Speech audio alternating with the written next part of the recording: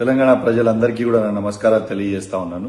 మొన్న పోయిన డిసెంబర్లో అసెంబ్లీ సెషన్లో రేవంత్ రెడ్డి గారు అసెంబ్లీ సాక్షిగా 4 కోట్ల తెలంగాణ ప్రజలు వినేలాగా ఎట్టు పరిస్థితిలో ఈ ప్రభుత్వం అనేది బెనిఫిట్ షోలు అనేది ఫిలిం ఇండస్ట్రీకి ఎట్టు పరిస్థితిలో ఇవ్వమని అసెంబ్లీలో గట్టిగా బల్లగుద్ది చెప్పింది రేవంత్ రెడ్డి గారు.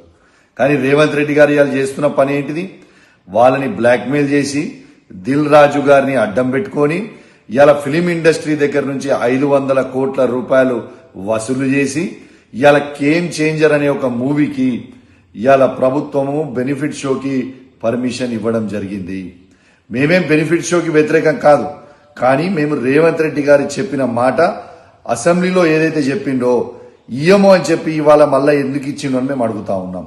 అంటే కేవలం పైసలు తీసుకొని 500 కోట్ల రూపాయలు తీసుకొని ఇవాళ ఇచ్చిండు అనేది యావత్ తెలంగాణ ప్రజలందరూ కూడా గమనించాలని నేను విజ్ఞప్తి చేస్తా ఉన్నాను. రేవంత్ రెడ్డి గారు, మీది నోరా మోరియా అని నేను అడుగుతా ఉన్నాను. నీకు సిగ్గు శరము లజ్జ మానం లేదా రేవంత్ రెడ్డి గారు అని నేను అడుగుతా ఉన్నాను. ఎందుకంటే నువ్వే పర్మిషన్ ఇవ్వా అని చెప్పి అసెంబ్లీ సాక్షిగా అందరికీ చెప్పి ఇవాళ డబ్బులు వసూలు చేసి 500 కోట్ల రూపాయలు ఇవాళ పర్మిషన్ ఇస్తే ప్రజలు ఏమనుకుంటారు అని కూడా సొయ్యలేదా నీకు రేవంత్ రెడ్డి గారు అని చెప్పి నేను అడుగుతూ సెలవు తీసుకుంటా ఉన్నాను. జై తెలంగాణ, జై కేసీఆర్.